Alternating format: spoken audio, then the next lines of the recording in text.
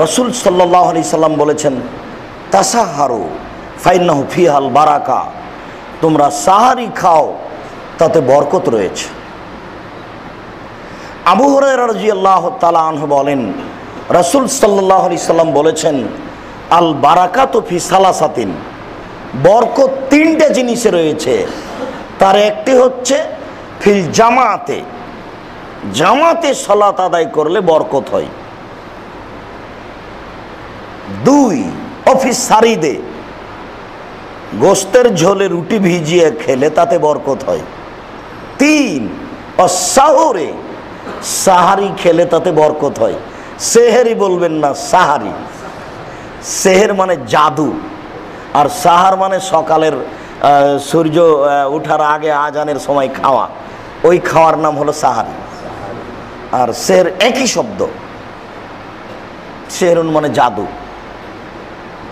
আর সাহারুন মানে ওই সকালের সাহারি খাদ্য।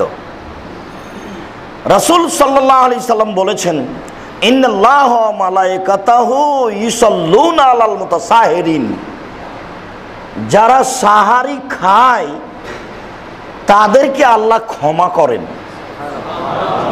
যারা সাহারি খায় তাদের জন্য ফেরেশতাগণ আল্লাহর নিকটে ক্ষমা চান। এই কারণে রাসূল সাল্লাল্লাহু আলাইহি সাল্লাম বলেছেন, তাসাহারু ওয়ালাউ বিজুরাতিন মিন মাইন, এক ঢোক পানি হলেও সাহারি খাও। এক ঢোক পানির নামও সাহারি।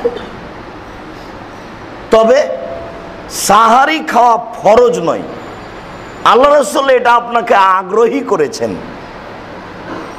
বরকত কি আপনি বুঝতে না পারেন আর না পারেন, বরকত আছে। তার মানে এই কথাটা ওই কথাটার মতো যে আল্লাহ বলেছেন, ইয়ামহাকুল্লাহু রিবা ওয়া ইউরবিস সাদাকাত, দান মানুষের টাকাকে বেশি করে আর সুদ মানুষের টাকাকে কমিয়ে দেয়। তো 100 টাকায় যদি আমি 20 টাকা নিই 3 মাস পরে, তাহলে আমার টাকা বাড়লো তো। আর যদি 100 টাকা থেকে 10 টাকা দান করে 90 টাকা বাক্সে রাখি, 1 বছর পরে যদি বের করি তো 90 টাকাই থাকবে। আল্লাহ যা বললেন সেইটার বাস্তবতা কি? আল্লাহ বললেন যে সুদ মানুষের টাকাকে কমিয়ে দেয়, অথচ আমি পেলাম 120। আর দান মানুষের টাকাকে কমিয়ে দেয়, অথচ আমি দেখলাম যে 1 বছর পরে 90 টাকাই আছে। তার বাস্তবতা কি? এই কথাটাই হচ্ছে ওই কথাটা যে আনাস রাদিয়াল্লাহু তাআলা আনহু বলেন, আমার মা আমাকে রাসূলের কাছে নিয়ে গেলেন।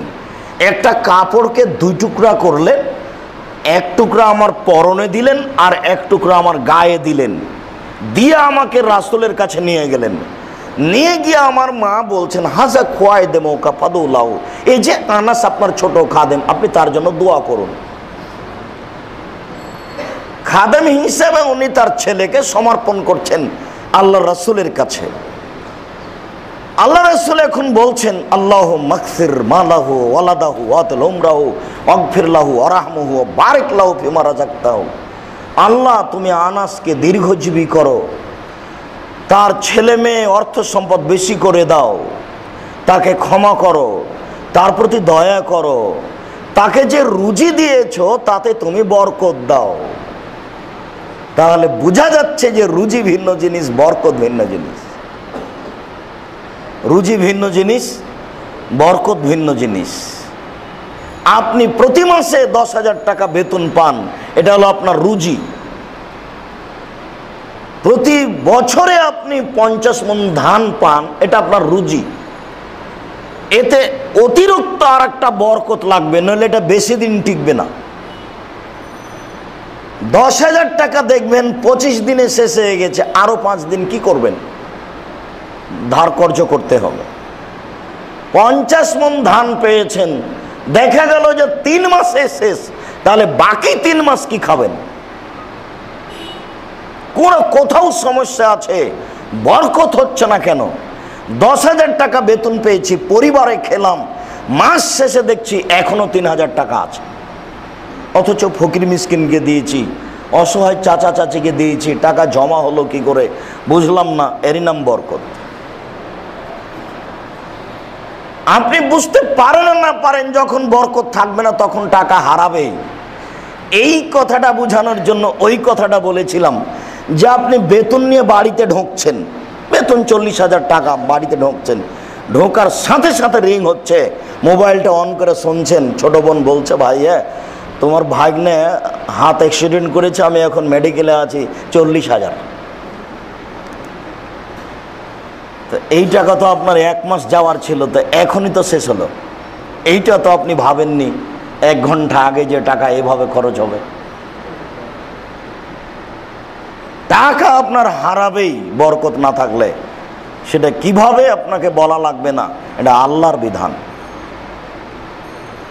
এই জন্য খুব সতর্ক থাকতে হবে। সতর্কের ব্যাপারে বলেছি যে চাউল পড়ে গেলে তুলে নিতে হবে, বস্তার চাউল শেষ করে খাওয়া হবে না, কিছু থাকতে আবার নিয়ে আসতে হবে,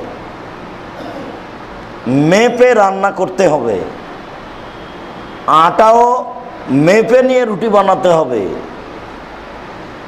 আর যেই পাত্রে চাউল আছে 10-15 দিন খাওয়ার পরে মাপতে হবে না, মাপলেই কয়েকদিন পরে শেষ হয়ে যাবে। বুখারীর হাদিসে এসেছে, আয়েশা রাদিয়াল্লাহু তাআলা আনহা বলেন, আল্লাহর নবী যখন চলে গেলেন সাল্লাল্লাহু আলাইহি সাল্লাম,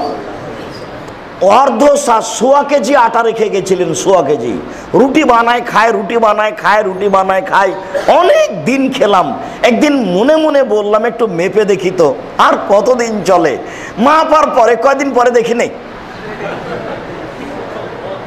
আয়েশা রাদিয়াল্লাহু তাআলার নিজস্ব বিবরণ, আল্লাহর রাসূলের স্ত্রী, হিসাব করেছেন। এই যে রমজান আসছে, 10 কেজির বা 20 কেজির একটা খেজুরের কার্টন নেবেন, কার্টন নিয়ে একদিক কেটে দিবেন, প্রতিদিন সন্ধ্যার আগে বিসমিল্লাহ বলে হাত ঢুকে খেজুর বের করবেন আর খেতে থাকবেন, শেষ হবে না, সহজে শেষ হবে না। আর প্রতিদিন হাফ কেজি 1 কেজি করে কিনেন, আনবেন শেষ, আনবেন শেষ, আনবেন শেষ। আর আপনি একটা কার্টন কিনেন, প্রতিদিন বিকালে আপনার স্ত্রী বিসমিল্লাহ বলে নিতে থাকবে, এটা আর মাপা হবে না মাস শেষ হওয়া পর্যন্ত। মাপলে শেষ হবেই, কাউকে বলা লাগবে না, শেষ হবেই হবে।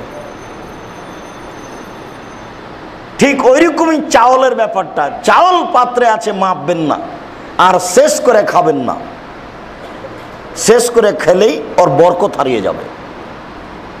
একটা থাকতে আর একটা নিয়ে এসে যোগ দিবেন, তাতে বরকত ভিন্ন জিনিস, রুচি ভিন্ন জিনিস। সাহারিতে বরকত আছে, সাহারি খেতে হবে, এই কথাই ঠিক।